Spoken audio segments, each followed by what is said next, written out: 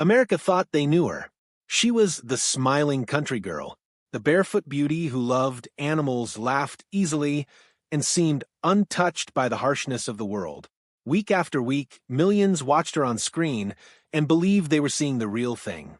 But they weren't, because long before the fame, before the lights, before anyone ever called her a star, she made a decision that would quietly shape the rest of her life. A decision that never really stopped following her. And it began in a small town where dreams didn't come easy.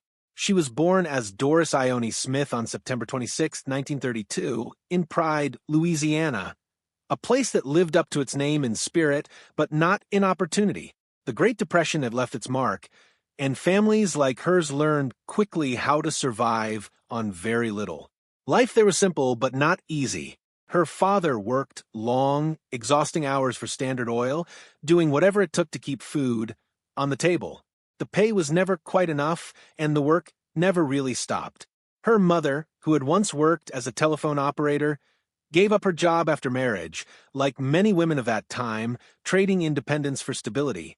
Their home wasn't filled with luxury. It was filled with necessity. And in that environment, comfort wasn't expected, it was earned. Growing up, she didn't quite fit the mold people expected of young girls in her community. While others were taught to sit still, sew, and prepare for homemaking, she found herself drawn outside. She climbed trees, chased animals, and wandered through muddy fields catching crawfish with scraped hands and bright eyes. She wasn't trying to stand out. That was just who she was. There was something wild and free about her spirit, something that refused to be shaped by expectation, and even in a deeply religious Catholic environment where discipline and tradition were strong, that part of her never disappeared. In fact, it only grew stronger. At school, that same energy carried over. She wasn't just active, she was competitive. She played softball and basketball at a time when girls weren't always encouraged to push themselves that way. But she didn't hold back, and in 1951, she graduated as part of her school's very first graduating class.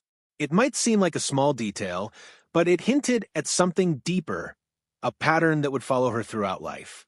She had a habit of stepping into spaces before they were fully built and finding her way anyway, but life didn't give her much time to figure things out slowly.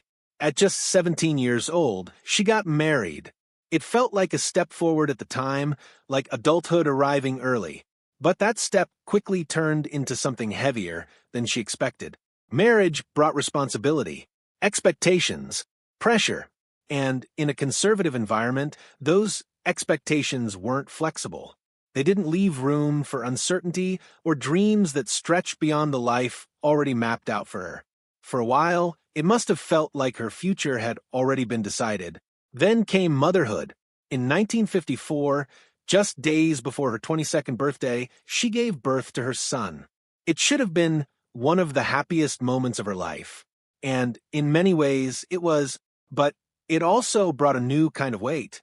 Because love doesn't erase struggle, it often makes it heavier. She was young. She had limited resources, and her marriage was already beginning to fall apart. That same year, she made another life-altering decision. She got divorced. In that time and place, divorce wasn't just difficult, it was something that followed you. It carried judgment, whispers, doors closing quietly behind your back. And she was only 21 years old with a newborn child. No clear path, no safety net, just a choice between staying in a life that felt suffocating or stepping into the unknown. She chose the unknown. For a while, survival became the focus. She worked what jobs she could. She leaned on family. She kept moving forward, even when forward didn't feel like progress. Then, something unexpected happened. She entered beauty pageants, not for glamour, not for attention, but for opportunity. At 24, she won the Miss Baton Rouge title. Suddenly, people looked at her differently. She wasn't just a struggling, single mother anymore. She was someone with presence, someone who could stand on a stage and be noticed, and that changed everything. Because sometimes all it takes is one shift in how the world sees you for you to start seeing yourself differently too. She didn't stop there. She went on to win Miss New Orleans. And with those back-to-back victories, something inside her began to solidify. A possibility. A belief that her life could be bigger than survival. But belief alone wasn't enough. If she wanted something more, she would have to take a risk. A real one. And that's when she made the decision that would stay with her forever. She left her young son behind with her parents in Louisiana and boarded a bus to New York City. It wasn't abandonment. It wasn't carelessness. It was something far more painful than that.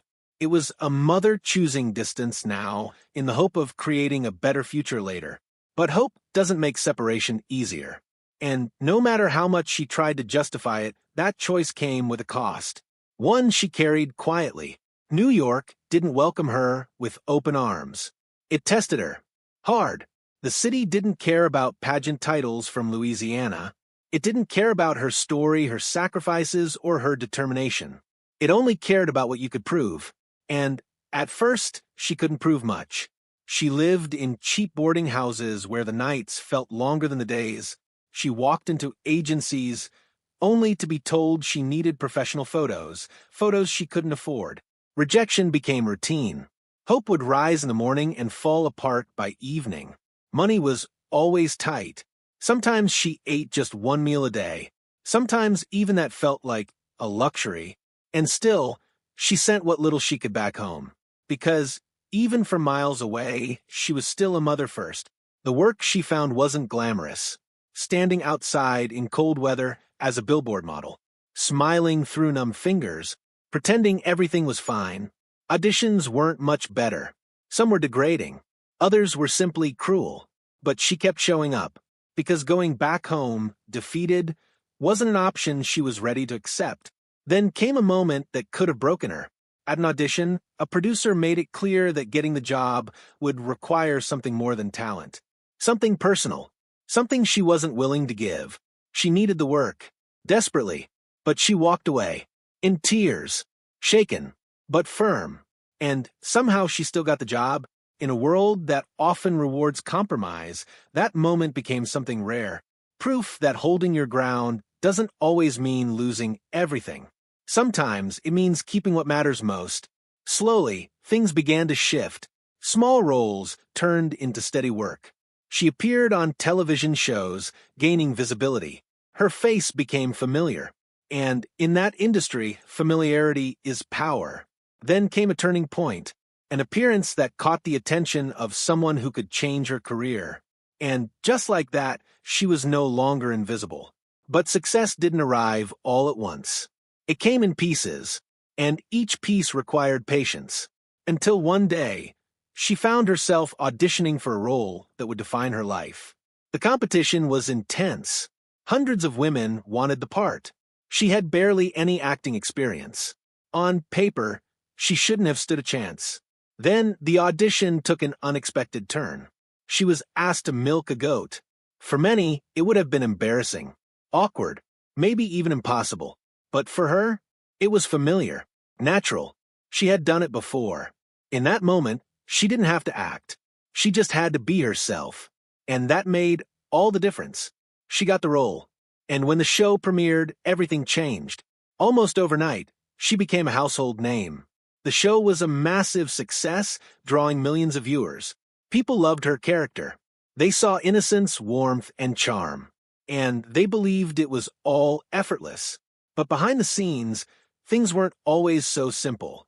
Fame brought attention, but it also brought expectations and labels. She became something she never fully intended to be, a symbol, a fantasy. A version of herself that the world wanted to hold onto. But she never forgot who she really was, or what she stood for. While others chased bigger roles, more attention, more money, she made different choices. She turned down opportunities that didn't align with her values. She protected her integrity even when it meant closing doors.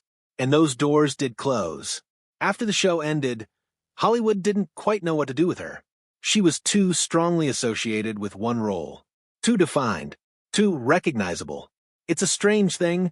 Success can sometimes limit you as much as it elevates you. She wanted more serious roles, more depth, But the industry kept offering the same image, the same character, over and over again. So she made another unexpected decision. She stepped away, not completely, but intentionally. She turned towards something that had always been part of her life: faith.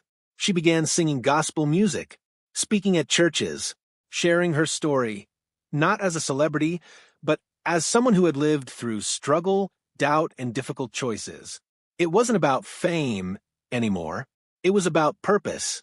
She wrote books for children, stories that carried gentle lessons, messages about kindness, identity, and belief.